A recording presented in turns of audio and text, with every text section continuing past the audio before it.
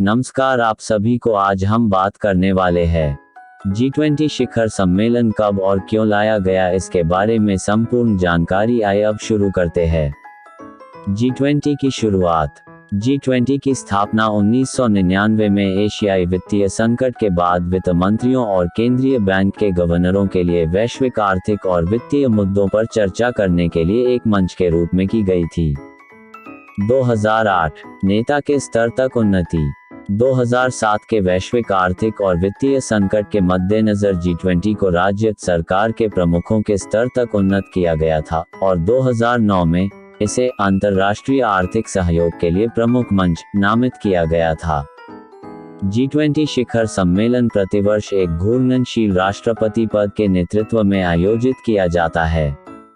G20 ने शुरू में बड़े पैमाने पर व्यापक आर्थिक मुद्दों पर ध्यान केंद्रित किया था, लेकिन बाद में इसने अपने एजेंडे का विस्तार करते हुए अन्य बातों के साथ साथ व्यापार, सतत विकास, स्वास्थ्य, कृषि, ऊर्जा, पर्यावरण, जलवायु परिवर्तन और भ्रष्टाचार विरोधी को भी शामिल किया है। G20 प्रेसिडेंसी अन्य सदस्यों के परामर्श से और वैश्विक अर्थव्यवस्था में विकास के जवाब में G20 एजेंडा को एक साथ लाने के लिए जिम्मेदार है।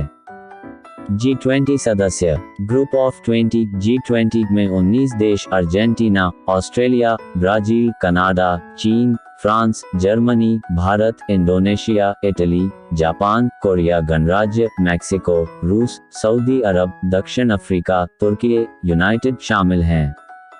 किंगडम और संयुक्त राज्य अमेरिका और यूरोपीय संघ।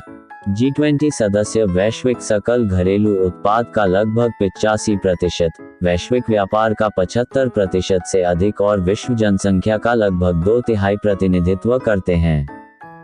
G20 कैसे काम करता है? G20 प्रेसिडेंसी एक वर्ष के लिए G20 एजेंडा का संचालन करती है और शिखर सम्मेलन की मेजबानी करती है।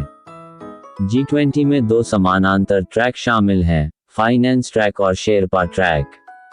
वित्त मंत्री और केंद्रीय बैंक के गवर्नर वित्त ट्रैक का नेतृत्व करते हैं, जबकि शेरपा वित्त ट्रैक के बाद शेरपा ट्रैक का नेतृत्व करते हैं।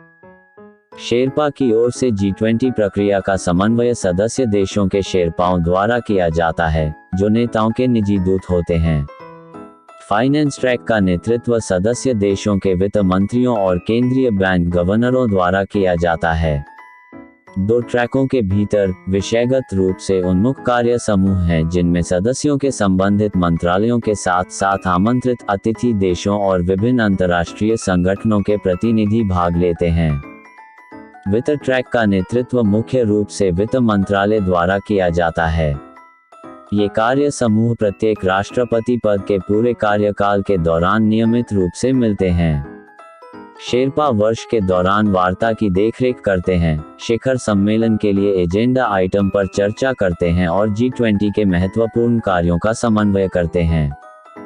इसके अलावा ऐसे एंगेजमेंट समूह भी हैं जो G20 देशों के नागरिक समाजों, सांसदों, थिंक टैंकों, महिलाओं, युवाओं, श्रमिकों, व्यवसायों और शोधकर्ताओं को एक साथ लाते हैं।